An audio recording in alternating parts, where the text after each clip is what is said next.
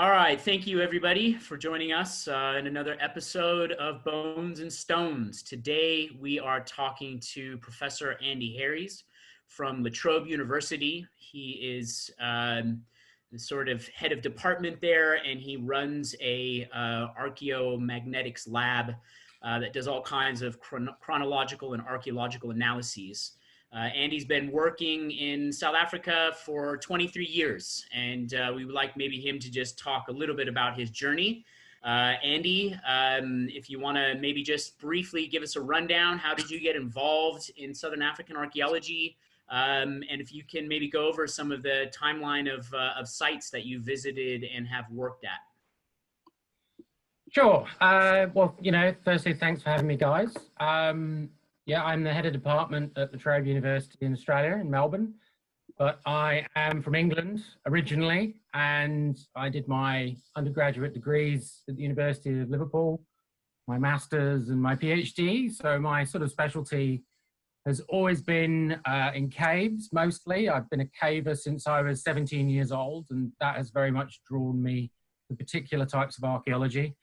And I studied archaeological science and geoarchaeology because partly because it's sort of mixed with that side of things, and partly because I just felt that that was something that was going to give me something that was slightly different from everybody else out there, sort of eventually. So I was sort of invited to go to South Africa in 1997, and it had absolutely nothing to do with my academic ability.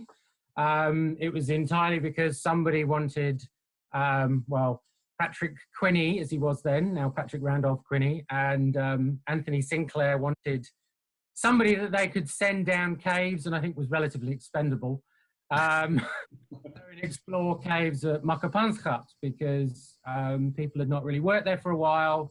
They wanted to go and see if there were new caves in the region. So they brought me along. I'd met them at a dig in England the year before.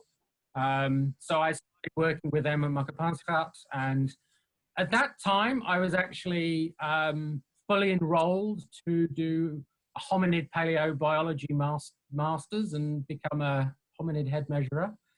But Bernard Wood left Liverpool and went to the United States, and I met the person that would then become my master's and PhD supervisor, a guy called Alf Latham, who was like, "You're a caver, why would you want to go and study hominids? Come and do geology." And so that seemed like a good idea. And, I've always had two loves of caves and hominids. So, I don't study them from an anatomical perspective. I try to put them on a chronological timeline.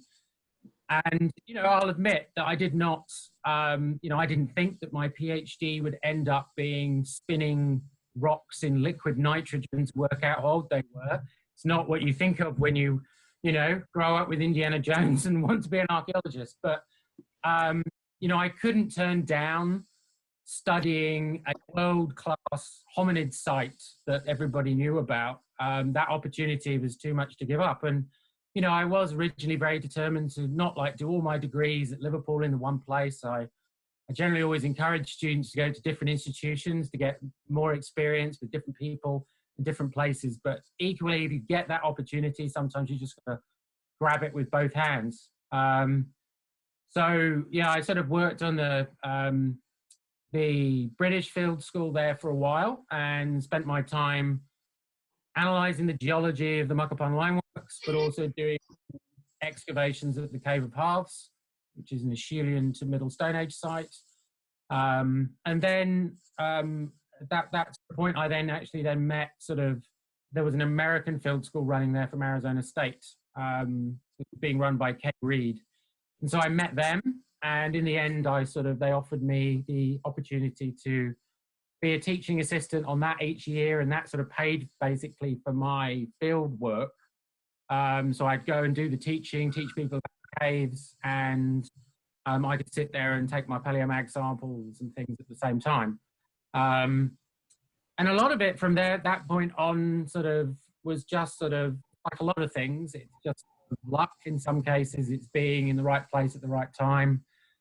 My samples that I got sampled from Makapan for doing the paleomag got delayed and I was sat there as a PhD student in a lab with nothing to do.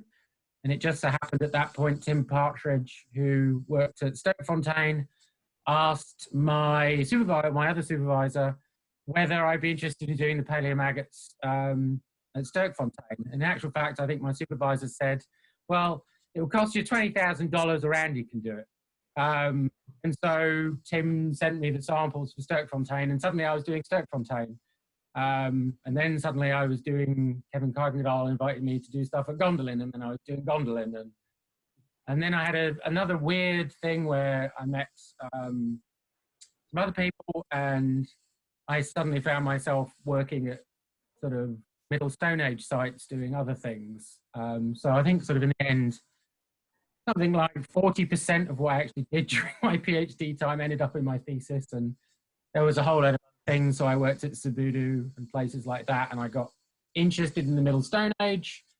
And that became a big part of my career when I finished my PhD, ultimately. So that's sort of how it sort of got started. And, you know, at that time, we knew nothing about really any of the ages of the sites in South Africa. So it was sort of a new thing. And in a way, it was a little stressful because I knew that I was doing all this paleomagnetic work, and but I knew that there were other students coming behind me that were pioneering uranium lead and all these other methods that, you know, might show that everything that I did for my PhD was completely wrong within like sort of a couple of time. Thankfully, that doesn't seem to be the case, so I'm very grateful for that. But and in some ways, it was a little discouraging. I mean, despite Tim Partridge sending me those samples from Stokefontein, you know, he did say very early, I don't understand why you're doing this. I don't understand why you're doing paleomag for most of these sites, because they'll all be the same polarity. They won't tell you anything. But we now know that that's sort of not true. So I'm glad that I sort of persevered through that. It didn't put me off, but. Yeah, that's really interesting. And dating in South Africa, probably a whole other discussion on its own. Tim, you had a quick question. Yeah, I've actually got two questions, but I'll just ask one for now. Matt Caruana has often tried to explain what's interesting and exciting about these earlier periods of time, the earlier Stone Age, and so he fails almost every single time. So I just thought I'd ask, about these periods of time, what got you interested in them, or what do you find exciting about them? I mean, I'm sure there's probably a very dynamic answer, but just some key points that some of the undergrads, for example, might find interesting. Sure. So, I mean, I have quite a specific, there's a reason that I do what I do, in many ways. I do not remember a period of time in my life where I did not want to do archaeology. There has never been anything else that I wanted to do. I used to say I've wanted to do this since I was 6. My grandmother, who sadly just passed away, she sort of told me that at the age of 3, I sort of came in and asked, you used to get this like hammer that would come with your toffee, to come and get this hammer to go out into the garden to break rocks open to look for fossils of a tree, apparently. So there's never been a time that I haven't wanted to do archaeology as a thing. But as a kid growing up, I actually grew up in the Middle East. But we used to go back to England and, you know, immersed in sort of Romans. My parents took me to the Greek islands, and I saw all this very classical archaeology. And so I read lots of books on it. And so when I got to university and I was doing those classes, I really didn't find them very interesting because they're showing pictures of places I've stood and I've been. And so I remember very distinctly being in a first year graduate world prehistory class, being taught by Professor John Gowlett. And I think he showed a picture of SK48, and he started talking about Paranthropus from Swartkrans. And that was it for me. I was just like, that's fascinating. I know nothing about that. I don't know anything about that period of time. It seems like we don't know much about that period of time. And so it was that draw of the fact that we know so little about it. And ultimately, everything I was taught at university in the 90s has essentially, a lot of it's been overturned. It's such a dynamic period of time. And ultimately, you can have, as an individual, you can have such a huge effect on it. You can dig up one little fossil and completely change the narrative of the understanding of who we are and where we came from. And to me, that's the exciting thing. You know, I run the Drimmelin Field School with Matt's wife. And ultimately, you know, we get undergraduate students coming from all over the world that come there for the first time. Sometimes they've left their country or digging for the first time. We have UJ students, a lot of South African students, because we have scholarships for South African and other African students. And it took me till 2012 to find my first hominid and pull it out the ground. Whereas, you know, we've had students that come, never dug before, and pulled an entire hominid skull out of the ground.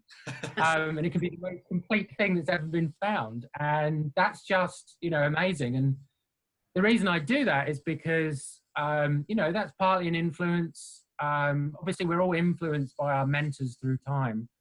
John Gowlett was very much my mentor when I was an undergraduate.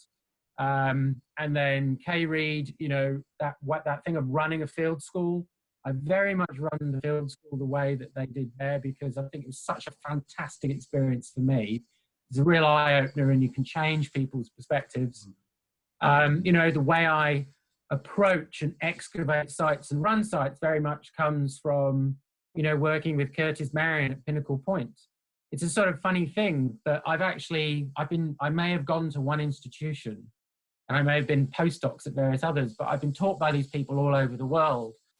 And many of the things that I've sort of learned about have come simply from interactions on things like the Pinnacle Point dig, where people have brought in the best people from all over the world. And as a student, you get to interact with those people and learn from all those people. So that's sort of the way that I sort of have approached the sort of research since. But yeah, I mean, it's very much that. It was just like, this is a period of time we don't know much about. I have to say that, you know, something that not many people know, I did my honours in stone tools, working on Australian stone tools.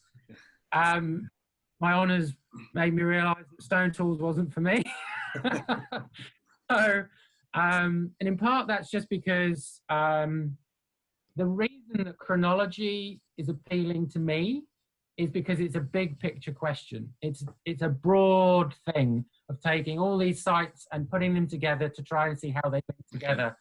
Whereas certain other aspects of archaeology, particularly if you're looking at sort of lithics from a site, it's a much more finer scale sort of thing that you're looking at. And it was just that bigger scale thing appealed to me. And, you know, some students sort of worry about, you know, you know, I don't know what to do. I don't know what specialty to go in. And it's like, you know, you just need to experiment. You need to have a go at everything, because not everybody suits everything. Yeah. Some people are people, some people are field people, some people are picture people, some people are sort of small picture people. Yeah. You know, it's a journey about finding who you are. I wasn't particularly academically brilliant, but I found, you know, I was terrible at exams. I was just awful at them. But when I started research, doing sort of particularly my master's, that was where it sort of hit home for me. And I was just like, this is do well. And, you know, a lot of my career has been research focused. You know, only recently have I started doing more teaching and admin now as a head of department, but. Right. Andy, that's very insightful, and we thank you for coming on and speaking to us. I think there's a lot of topics there that we could probably address in future episodes if we could have you back. Number one, chronology in South Africa and your opinions on it. That might be an extended episode. We could also talk about the significance of cleavers at Monzi Springs. Cleavers, yeah, sure.